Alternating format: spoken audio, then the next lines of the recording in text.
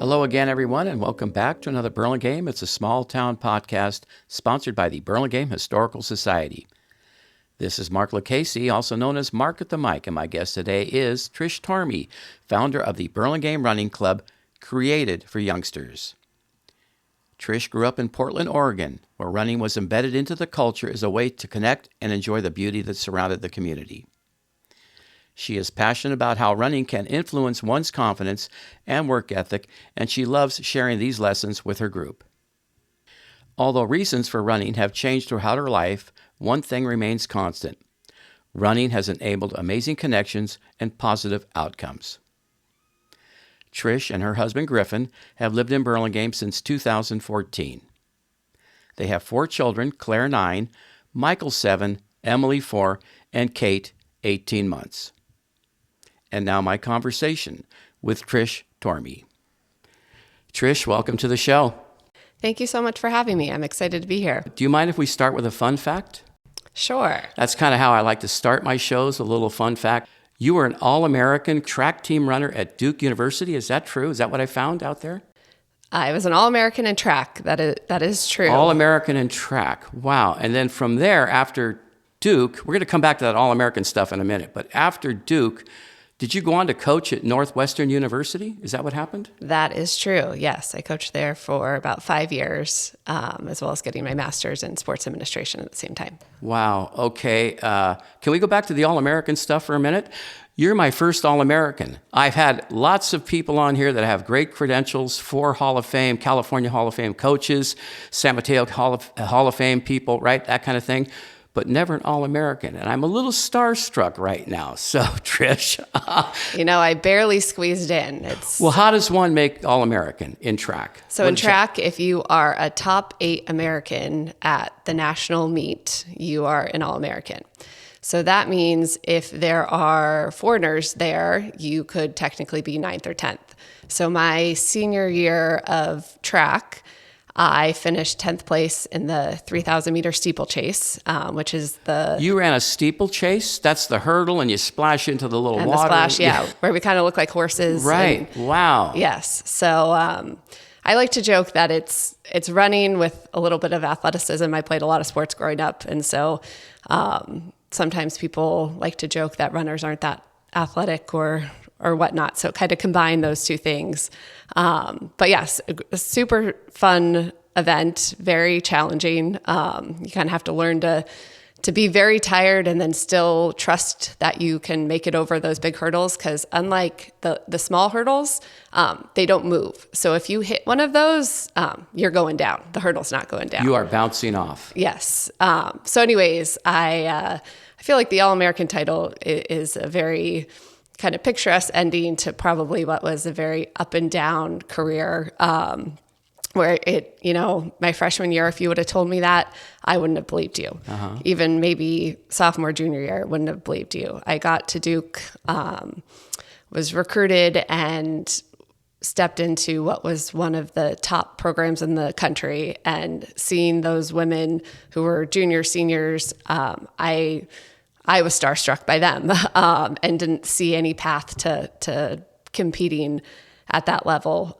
So it took a lot of grit. I think showing where you finish is one part. Showing where you started. My freshman year, I actually finished dead last at the ACC track meet and wanted to quit. And I still remember that bus ride home with my coach of I don't know how to keep going. And we kind of took it one step at a time. So fast forward through a lot of workouts, a lot of running, a lot of mental work. And I finished my senior year as an All-American. I finished 10th, as I mentioned. And actually, we didn't know that there were 2 foreigners in the race. So it took me a week to find out that I was an All-American. What a great surprise that must have been. I was shocked. I was a little... I was pretty emotional for that entire week. And so it did actually make it feel even more special. Absolutely. Steeplechase. Did they have steeplechase in high school in Oregon or what? No, they don't have it, I don't believe, in any high school. So how did you get involved in steeplechase when you went to Duke? What made you do that? So it is at the collegiate level. It was just, I think, I forget the year, but most recently added to the Olympics and whatnot as well. And so in track, you can either run the 1,500 or mile, and then it goes up to the 5K. So there's no flat 3,000 meters, which is about 2 miles, just less than 2 miles. So my coach thought, hey, why don't we try this? And I tried it. I liked it. It kind of added a little diversity, I guess, to the running. And then it was something I ended up sticking with over. Were you a distance runner in high school? I was a distance runner in high school. So in high school, I ran the 1,500 and the 3,000 in track. And then everyone normally moves up when they get to college. And so anyone who my coach would kind of recruit the group who maybe had a little more athleticism outside of just running. And I was a soccer player, played basketball, all the things. And so it was kind of a good fit for myself. What year did you graduate from Duke? I graduated in 2009. Okay, so I think Coach K graduated. He retired or he resigned. He retired in 2020, 21, something like that. Coach K, right? Yeah. So were you part of those Cameron crazies that would go to the gym and watch those games and everything and be down there? Did you ever see Coach K and all that? Yeah. So my husband, Griffin, actually was a manager, and then he walked on to the basketball team at Duke. Get out. He walked on? He walked on for his sophomore year. And then he was a manager, practice player for the other year. So he was in the locker room. Oh, how cool that had to be. Has a lot of great stories. Yeah, he had to be all around all those superstars that came out of there. Yes. Yeah. So, I did go to games. I never camped out. I really like my sleep. Right. So if anyone knows me, sleep is very important to me, and sleeping out in a tent was never something that appealed to me. Got it. But I snuck my way in because of him. Yeah, that had to be really cool for Griffin, though, I guess, huh? I mean, wow. Yeah, it was a great memory maker, and he actually took our older two back for Coach K's last season to go see a game in Cameron. Yeah, which was pretty special. Awesome. So you graduate from Duke, and then you go on to Northwestern University to coach. Did you land that job right away or what?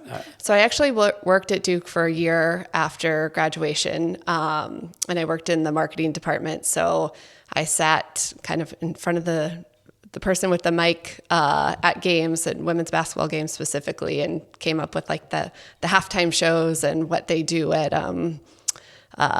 timeouts. And I loved it, but I did miss kind of being actually a part of a team. And I missed the actual sport. And so I moved to Chicago. Griffin was already in Chicago, and landed the job at Northwestern. And what I thought was a great opportunity that I could coach and work with these young women, as well as get my master's. So if I decided to stay in sports, I kind of had more of different types of opportunities based on that experience. Yeah, you had kind of a package deal. You're back there with your boyfriend, you're coaching women. You had the whole thing going on, right? Yeah, and it was awesome. I mean, I was younger then, so I could keep up and run with the girls, and kind of felt like I was the big sister to a lot of them. The coach, the mentor, the example. Yeah, and it was awesome. It was really fun to see kind of the development, and being there for 5 years, I got to see some girls all the way through their 4 years. And I just remember I had so many great coaches growing up. In high school, it was a Jesuit high school, and we had some of the top programs in the country. I went to Duke. I had an amazing coach, and as well as amazing assistant coaches who really impacted me and kind of motivated me to want to give back and give that experience to other people. And so, coaching, it was really fun. It's also a lot of time on buses and gone away on the weekends and all those things. But an incredible experience to be able to give back to those young women. What year did you and Griffin get married?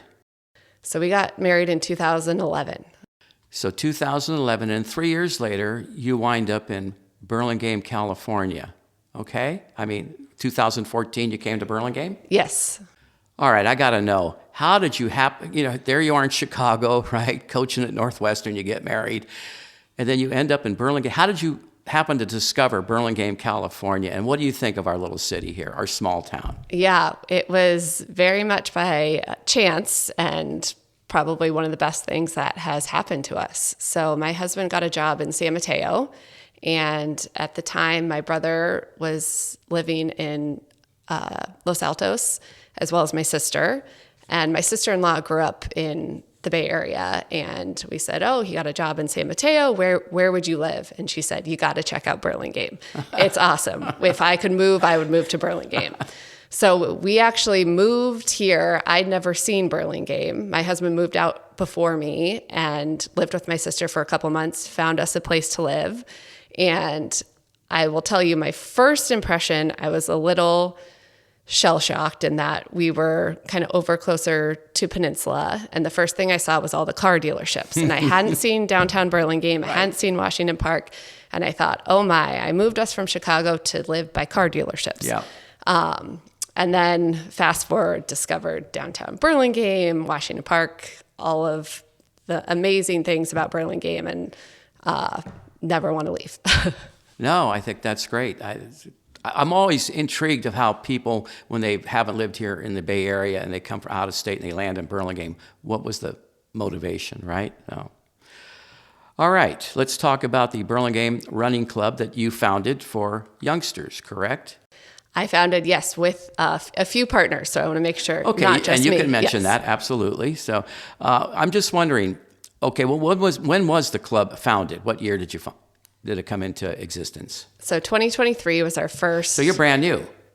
We just finished our third season, so we are fairly new, yes. Okay, and what was the inspiration or the moment that you thought, oh, the community needs a little running club here for youngsters? What brought that on? Yeah, so I had a few conversations with a couple other parents who grew up in similar communities that had running clubs for elementary kids or more pronounced opportunities for running. And growing up in Portland, there was a lot of opportunities with Nike to go to running camps, running clinics. There was always races going on at the public parks.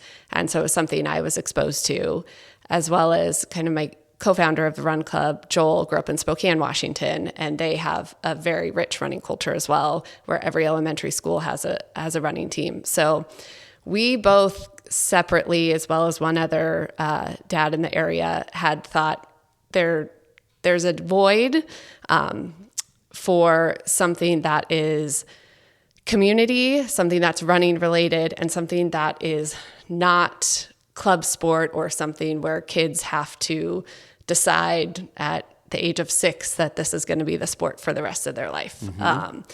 So we started talking. We met with the rec center, kind of got their buy-in, and we also met with this man, Scott, I'm blanking on his last name, who runs Menlo Park Run Club. Okay. And we had a great, probably 2.5 hour conversation with him where he shared all of his lessons, all of his training plans, and he has 150 kids in Menlo Park that he coaches, ages 7 to 14. Boy, that seems like a big club. A big club.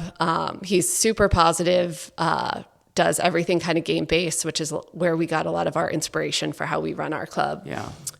So the rec center gave us kind of the green light that we could try it that fall of 2023, and we thought maybe it would just be our kids and maybe a few of their friends.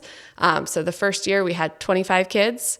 The second year we had 90 kids, and this past fall we had 60 kids in our run club. Boy, that's growing it, huh? I mean, it's doing well. It's doing well. How did you launch the program is really what I want to know. How did people find out about it? Yeah, so we kind of told them our idea. We gave them, we kind of went to a couple different parks. We went to Bayside and kind of thought about where would be the best place to run this program. And we landed on Washington Park. And so they have access to the facilities. So we kind of said we'd love if we can use Washington Park as our kind of dedicated space. And we gave them the day, the time, and they put it in the website as well as the magazine that they comes out like about 3 or 4 times a year, right? Yeah. That so thing's growing too. It's amazing. Yeah. Wonderful. So that's how you got to launch. And your children, you have 2 girls that are at Washington School? A girl and a boy. Okay. Did Washington put it in their little flyer that comes out? Yep. So we contacted every principal at both the public and private schools. We also reached out to a Runner's Mind, and they were super helpful in spreading to their community. That's the great running store on Howard Avenue. Yes. Mm-hmm. Okay. And word of mouth. So the first year with kind of the 25 kids, it was a lot of word of mouth. We actually had kids even join halfway through the season when they'd see us running through the park. But Joel did a lot of work for us on making sure that every school knew that it was happening. And it's the only elementary sport that is offered to kids under 4th grade. So every other elementary sport in Burlingame is for 4th and 5th graders. And this one's for under, you can... This is 1st through 5th grade. That's wonderful. 1st through 5th. Yes. While it's on my mind, why don't you mention the other ladies or fellas that started this up with you before I forget to ask that question. So Joel Constable is kind of my partner in crime. We had another dad, Rob, who helped us get it off the ground the first year. And then we have 2 other coaches who are really instrumental, Sean and Amanda, who have been with us from the beginning as well. Are they all runners themselves? Everybody is runners themselves, okay, yes. Great. So that always helps. Yes. Yeah. By the way, I'm just wondering, and this is a little bit off track, but have you ever met Pam Baker of the Women's Coaching Alliance? Yes. She is amazing. She Everyone had a should great meet program, her. right. Yes. So my oldest daughter, Claire, actually was mentored by some Women's Coaching Alliance girls for soccer a couple years ago. And I had a few people say, you should meet Pam. So I met Pam for a walk, and I have now mentored a few times through the Women's Coaching Alliance. And then I also helped her put together a cross-country program for the Women's Coaching Alliance girls who were coaching cross-country. Terrific. Yeah, you seem like such a perfect fit for her group. And anyway, she's a wonderful lady. She's got a great thing going on. Girls learning how to coach, right? Yes, I love what she's doing. Yeah, it's a wonderful thing. Every young woman I've mentored through that program has been absolutely awesome. Yeah. I went to 1 or 2 of her practices just so I could observe. She was a guest here last year or the year before, and so I went to a couple of her practices just to see how things worked, and it was terrific. Okay. Speaking of getting the word out, do you have a website or Instagram or a Facebook page, that kind of thing? You're going to motivate me to get the website I've been talking about for 2 years out. As of now, we do not have a website. So everything is through the Parks and Rec communication. And then anyone who has joined Run Club, we kind of have an email listserv and make sure they are up to date on any updates or news coming out of the Burlingame Run Club. Yeah. Okay. You just took care of a question for me.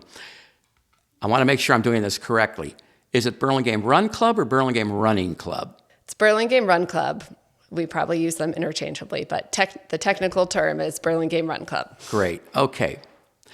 So Burlingame has 6 public elementary schools, 2 Catholic elementary schools, and 1 public middle school. But you're not doing middle school, right? Is that correct?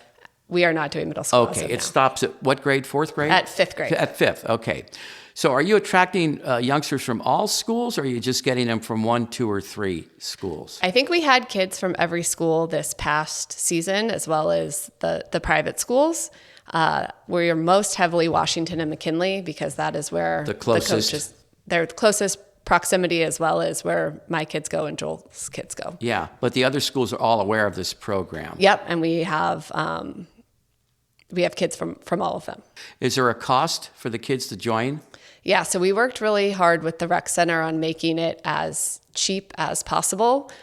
So all the coaches are volunteer coaches. So we're not profiting off of this. We really just want to give this back to the community. And given that we're really using the paths and not taking up a lot of field space, the only real cost is the t-shirt. So it is $90, which is significantly cheaper than any of the other elementary sports, which I think are $250. Yeah. Oh, a lot. Baseball and soccer are way up there nowadays, but that's another story. Okay, you mentioned that you guys run over there at Washington Park, right? Whereabouts in the park? Yeah, so we are outside the community center on the path. We have what's called the Run Club Loop. And then for the beginning of practices, for when we do our warm up and our games, we're in the grass area or in the grass. They call it the small field next to the baseball field. Right, the little diamond, and then behind is the basketball court is sitting there. Yeah. So you're in that area there. Yes. Why don't you take me through a practice and a warm-up run and games and the cool down. 5:15 on a Monday night to run with the club, right? And I'm 5 years old. What's going to happen? Yeah, so we start with, we have 4 cones in a square, and we have, I should mention, we have some high school girls who also helped this year. And Steve O'Brien was super instrumental in helping us get the high school kids excited. Yeah. And know about the program. So we put the high school kids at each of the cones, and the kids run around and do kind of different agility exercises, whether it's the ladder or jumping over hurdles, or I think one of them was doing a dance move last time to keep it fun, because we have music blaring. That's the other big thing is we, as soon as they come, we've noticed that people, when they're standing around or whatnot, there's a lot of excitement in the air if you come to Washington Park on a Monday night. So we try to get them moving right away. So even 5 minutes before practice technically starts, we have the music on, we have the cone set up, we have them start getting warmed up. So after they finish that agility, we'll come together and we'll go over, we have 4 rules of Run Club that everyone is supposed to follow. And that is 1, to do your best. 2 is to have fun. 3 is to be nice. And 4 is to be respectful. So great 4 rules. Those are the simple rules of Run Club. And we remind them of that before we kind of break up into our groups. And this past year, we broke up into 4 different groups based on grade levels. And we have a warm-up routine that we take them through. So even though it's all fun, we still want to show them proper running form. So I like to tell them that whether they're playing soccer or football or whatever sport it is, if you run a little bit faster, you're going to be a little bit better. So learning the proper form is helpful. And one way to do that is through running drills. And by the end of the season, they all kind of have them memorized, and the improvement is actually amazing to see. So after the drills, which are probably the most formal part of practice, we play a game. So this can be anything from sharks and minnows to 4 corners to, I asked my kids their favorite, and it was the scavenger hunt. So we do a scavenger hunt around Washington Park. And the big thing is that when you get to when you find the hint or whatnot, your whole team has to arrive before you can go to the next one. So you see them cheering on their teammates, you see them working together, figuring out the clues, and you also see people around Washington Park with their eyes really big of, wow, there's a big burst of kids running towards me and I better watch out. But that is definitely a favorite. And so after we finish that game, then we do what's called our workout. And we have a Run Club loop. It's about 0.2 meters. So it can take the kids anywhere from, I think the fastest we've done is like 50 seconds to some of them 2 minutes. Right. Nothing long, in other words. Nothing super long. And we will break up that workout in different ways. We, I think the kids also favorite is the candy run around Halloween, where for every lap that you run for your team, you get to pick out a piece of candy in a bucket and put it into your team's bucket. And at the end of the 10 or 15 minutes, your team then gets to split up that candy. Great. So the more laps you run, the more candy you get. Yep. And there's kind of the physical reminder of, I finished a lap, I get to do something. And you will not believe how fast and how hard some kids will run for a lollipop. It's truly amazing. Are these things that you learned from the fellow that was doing the thing in Los Altos? In Menlo Park, yeah. Menlo Park. He had a whole training plan that incorporated a lot of different games that we were inspired by. Another one that we do is every lap they finish, they get a letter. And then at the end of the 10 or 15 minutes, they have to see how many words they can put together. And so it's teaching them teamwork. It's teaching them how to run hard. It's teaching them a lot of different things disguised in running. That's terrific. So If practice starts at 5:15, are you getting there a little early to set up the scavenger hunt, or is one of the other coaches doing that, or what? Yes. So Joel and I are in a good rhythm now where we kind of divide and conquer. And since we've done it now a couple of years, we kind of have a good idea of what it takes to put on some of these games or events. But yes, I'm normally there at 4:15. So. And what time is practice over? 6:15. So it's basically 1 hour for the kids. Yes. Right? 5:15 to 6:15, but it's a little bit longer day for you. Yes, and there's always a lot of texts and calls between Joel and I in the morning to confirm the plan, make sure we have all the supplies, make sure we're ready to go when the kids get there at 5:15. Now that we have daylight saving time, it gets dark at 5 o'clock, which drives a lot of us crazy, but season is over. Season is over. We end right before daylight savings. What is the season? How many weeks or how many months? When does it start? When does it end? Yes, so it's September, October, basically. So it's about a 9-week program. Right. And so we have practices on Mondays. And then we also now worked with the rec center to add an elementary race to the middle school race. So there's middle school cross country, which actually the Women's Coaching Alliance girls coached this year. And they have 2 races that are put on at Bayside. And so we added an elementary race at the beginning of that cross country meet, so our kids had more opportunities to run.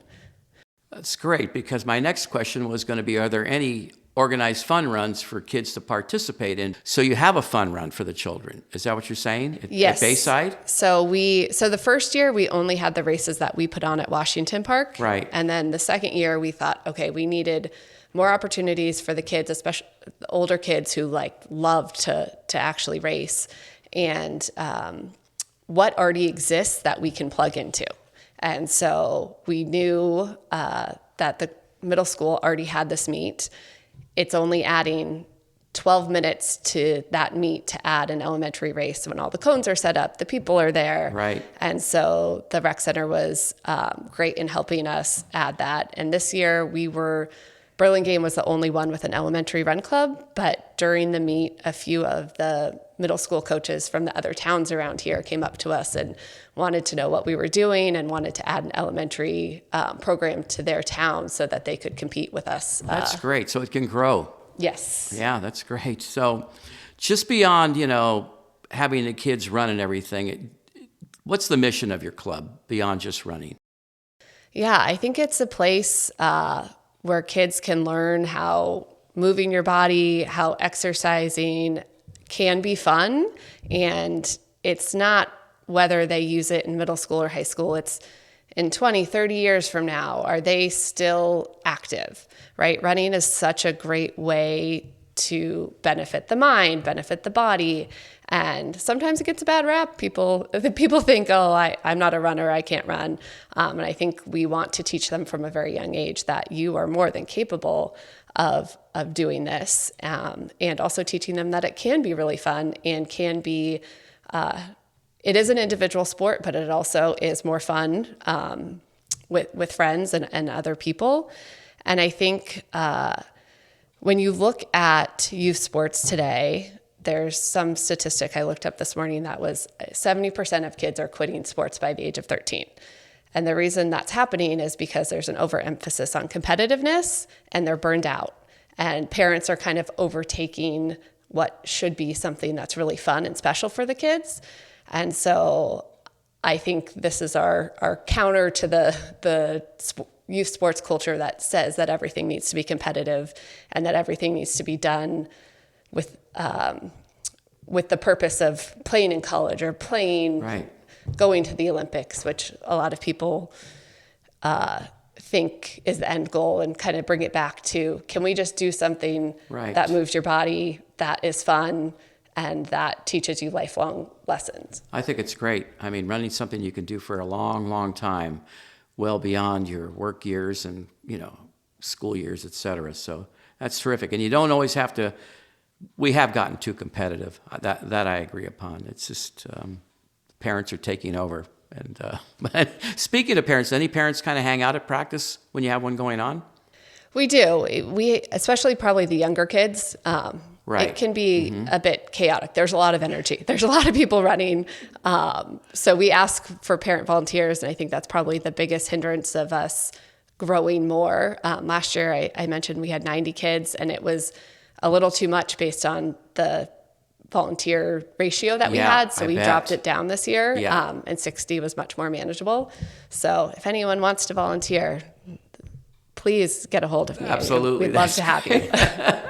So what kind of feedback are you hearing from kids or from parents that keep you motivated? Yeah. So I think one of my favorite stories was a dad who came up to me and said, you know what? I've never run in my life, but my daughter was so excited after Run Club season that she asked me to go for a run with her. So I've started to run so that I can keep up with her.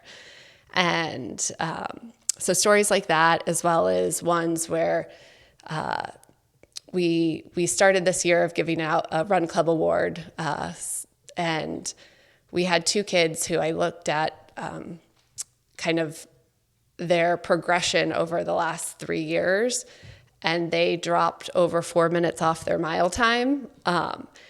And it's not only that, but just seeing them at practice and their attitudes and like trying their best is something that's really motivating. And I think the kids who have done it for a few years now and kind of know the drill, and just seeing them enjoy running and seeing the smiles on their faces and seeing how tired they are after, but that they want to keep coming back. Yeah. So, and then I think it's inspired kind of, you know, the bike bus, and you had Todd on here a couple weeks ago, is there's a group at the front now of kids who run bike bus, and those are all actually group kids from the Run Club who've started running bike bus together. I like how they're all getting to know each other.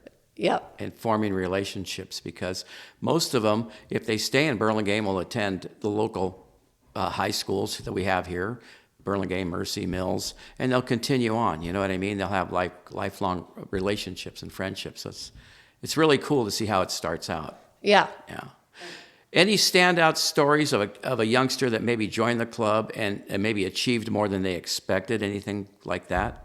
Yeah. So I think, again, now having 3 years of data points and seeing the progression, and just seeing some of the kids who maybe 3 years ago started off not really even being able to confidently finish the mile and having to walk, and then seeing them towards the front this year was super inspiring. It's always a battle at the front of our races.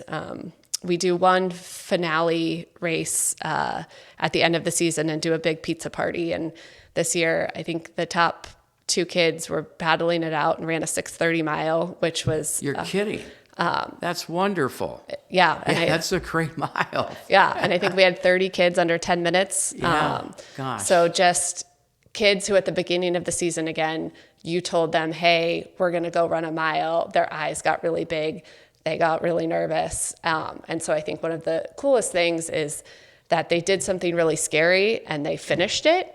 And they learned a lot along the way. So one big thing I like to teach our kids is, when you get tired, when it gets hard, what are you saying to yourself? And a fun exercise we do is, okay, if your teammate next to you was looking really tired and said, hey, I want to quit, what would you tell them? And would you tell them to keep going? You've got this. What are those phrases? And why wouldn't you use those same phrases on yourself? So let's think about how we talk to ourselves. Right. And hearing afterwards, kids coming up and telling me the words that they used to themselves when they got tired or when they got a side cramp, and how it motivated them. I think it's awesome that they accomplished that in running, but also the next time they're scared for a test or they're walking into something that feels intimidating, hopefully they have a little more confidence and know they've overcome things that are hard. Did you use some of those motivating sayings to yourself while you were running the steeplechase at Duke? Like, we got this, keep going. Yeah, I think learning how to talk to yourself, especially when things aren't going well, right, is something that takes a lot of practice. And we had a great sports psychologist at Duke that I worked with a lot, and that was one of his big lessons, was going through that race in your head beforehand and then practicing what you're going to say to yourself. Right.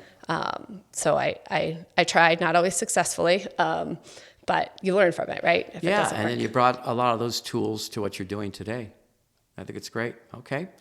You mentioned, of course, the community center, rec center helping you out. Any other businesses in Burlingame, or do you have partnerships with anybody in Burlingame, businesses or schools? A Runner's Mind has been really great partners. So they have offered discounts to our kids at the beginning of the season to get shoes. Right. And then for the race that we put on at Washington Park, they also provide us with their big arch. So it makes our finish line and start line look really fancy and fun, which the kids really like. So they've also donated socks to all of our kids and been willing to kind of promote our program. That's very nice. Yeah. Yeah, that's great.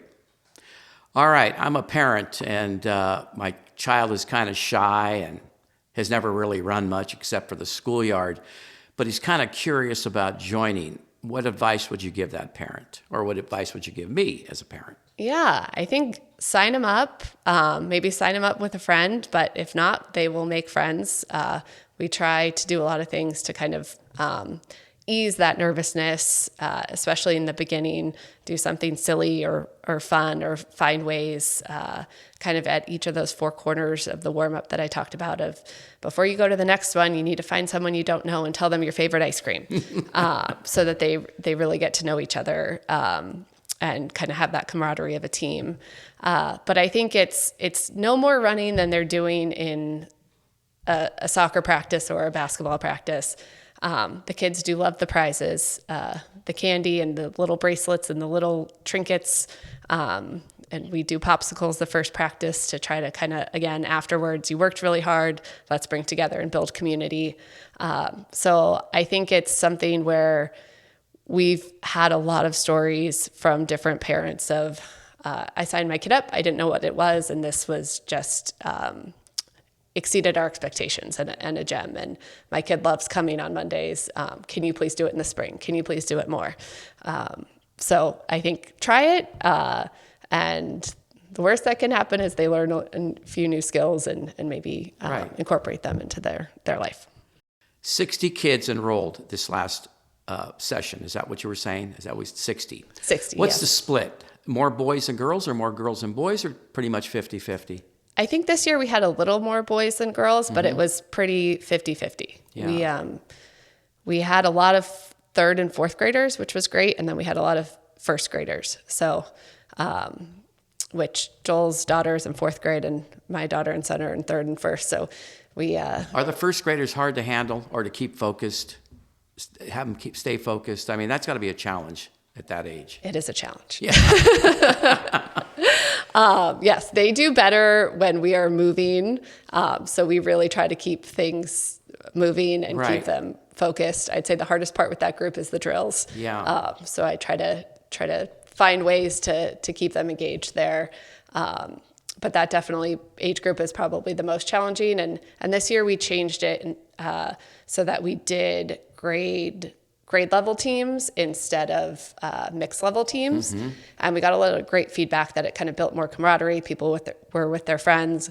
We were also able then to pivot. So I worked with the younger kids, and some of the drills or things that we did, we changed a little bit kind of for their attention span. Yeah. So just going back to a practice evening, how many adults, coaches would be there with 60 kids? So and not counting I don't want to count the Burlingame High School kids yet, just adults. So there were always 4 of us coaches who each took on one of the teams. We had 2 other volunteers who were in and out, not consistently there. Right. Yes. So at least 4. At least 4. Have you ever had less than 4? I mean, that has to be challenging when it gets down less than 4. 4 seems challenging to me. 4 was challenging. Yes, we would love more. Right. But the 7 high school girls who helped us this year were phenomenal. I bet. And the kids loved having them and learned from them, and we had them share their experience from their recent races and what they think about running and all of those things. So you mentioned Steve O'Brien. Around here, everybody calls him Obi. You know that. How did you meet Obi. So I ran into him at Washington Park during one of their practices, and I think I just started chatting with him. Right. And then we kept in touch. And our first year of the program, he invited me to speak to the whole team. So I went over to the track and spoke to the whole cross country and track team. Yeah. Has he talked you into taking hot yoga yet? He has not, but it's been offered. Has he brought it up? Yes. Oh, that's great. All right. Looking down the road, maybe 3 to 5 years from now, what's your vision for the club? Yeah, I think we've kind of taken it season by season.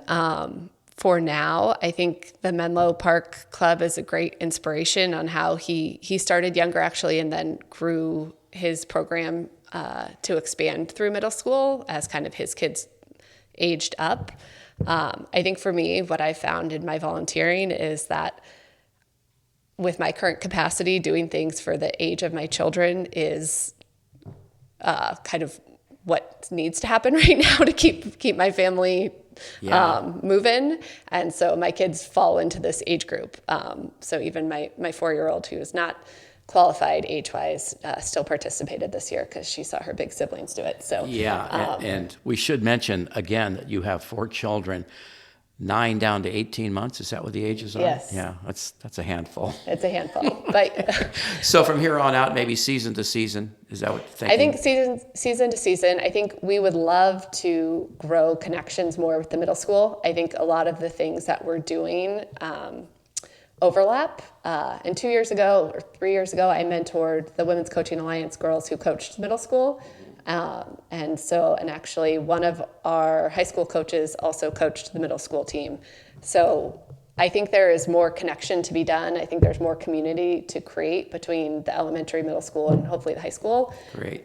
So building that connection a little bit more and growing, especially as the kids get older, finding more opportunities for those who do want to race and kind of getting more kids involved. Well, I'm kind of blown away how you do it with 4 children. Okay, raising a family and still finding the time to get out and do that. So speaking of that, do you find time to run yourself, does Griffin, your husband, run at all with you or anything like that? Do you have that moment where you can actually get out and run a couple of miles on your own? Yes, everyone in my family appreciates when I go out and run a couple of miles because I'm definitely in a better mood. So I run a couple days a week. I have a running partner who is also one of the coaches, Amanda. So her and I will go a few days a week together. Specific time? We either 6:30 in the morning or 9:30 after drop off. Yeah. So try to get it done in the morning, or it's not going to happen. It's not going to happen. Yeah. If it's not done by 10, I probably will not be running that. Yeah. Do you have a favorite running route in Burlingame, a running course, or you just go out the front door and it's different every day, or what? Yeah, I normally go over to Coyote Point and run on the Bay Trail. Is kind of my favorite. Great place. Great. It's easy to get to. It is. The water is therapeutic and beautiful. Yeah.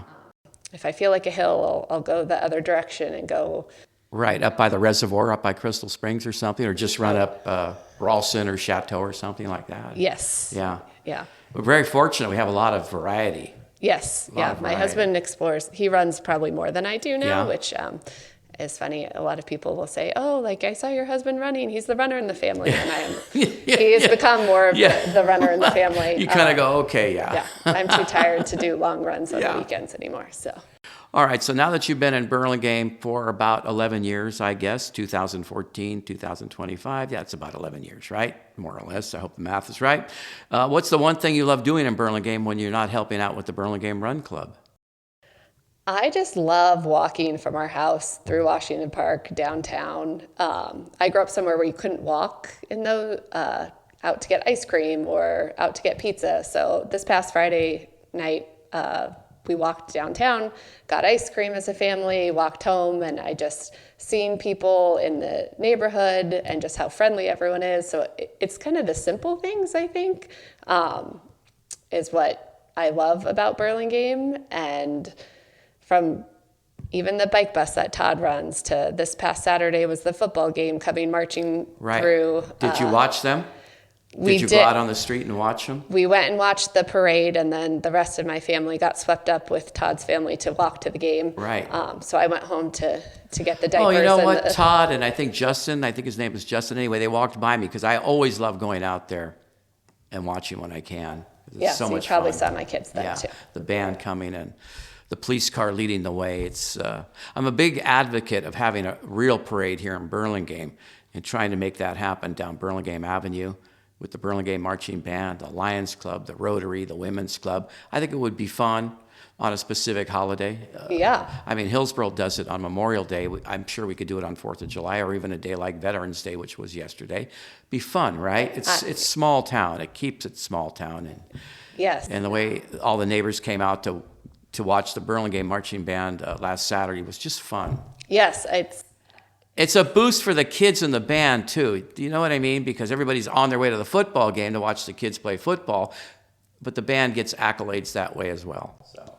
Yeah, it's great. Just great community building. It is great community building, yeah. And I'm drifting. So, okay. All right, we're getting close here. Before we do close out, is there anything else you'd like to mention that I haven't mentioned?